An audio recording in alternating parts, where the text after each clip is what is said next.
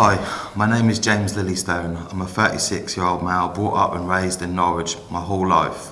I fell into being homeless for more than 10 years, and this puppet theatre that you see behind me was St Martin's Night Shelter long back then, where actually my mum had to stay for a safe, warm place when she had nowhere to go for her own homeless situation.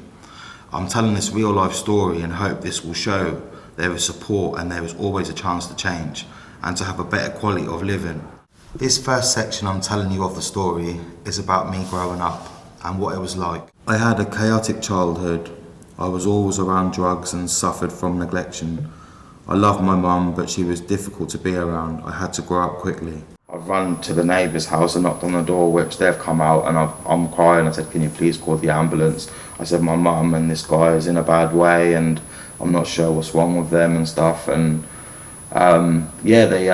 they took them away, and they did come back and they gave me a little medal sticker thing, and they said, you actually saved their lives.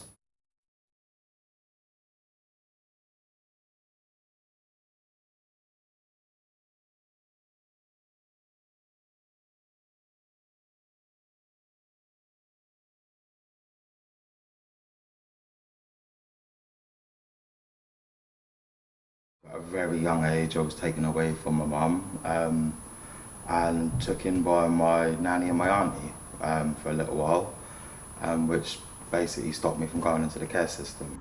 As a child, what do you do when you don't have parents? Do you blame yourself? Do they not love me? Do you know what I mean? Am I not good enough?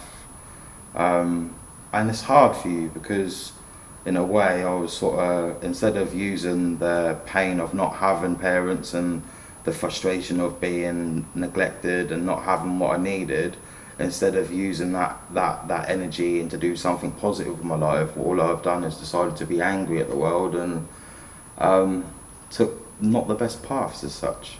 For a young boy growing up, being around and seeing things and violence and drugs and stuff, it's a scary place for you when you're a child growing up with stuff like that around you. You grow up quickly. You end up being a sort of child, and then you become a man very quickly as such. 13, 14, I think, yeah, 14. And I left home, I never come back. I just got to that stage where, I don't know, I didn't have a mum or a dad. I didn't really want to be brought up around my nanny and my aunties, and just left and never sort of looked back. Which wasn't the best idea. When you're getting fed 3 square meals a day, your clothes are all washed, you've got a lovely life as such, you've got shelter and safety. So whatever I was thinking to do, that wasn't the best idea as such. But now I know that. There's no rule book, there's no instruction manual how to deal with not having a mum and dad.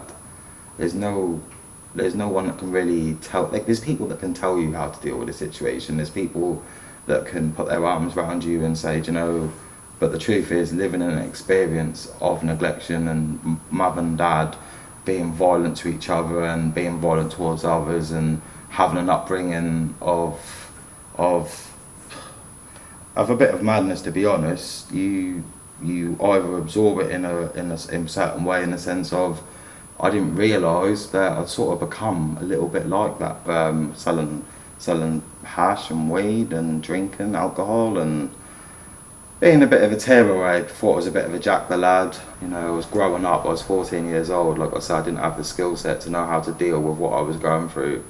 The support system wasn't great when I was 14 years old either. The system's completely changed now. I mean, there's so much help for the youngsters and people nowadays. When I was a child, if you didn't go to school, you didn't go to school. Because they weren't too bothered, because obviously when you're a bit of a problematic child, it's out of sight, out of mind, isn't it?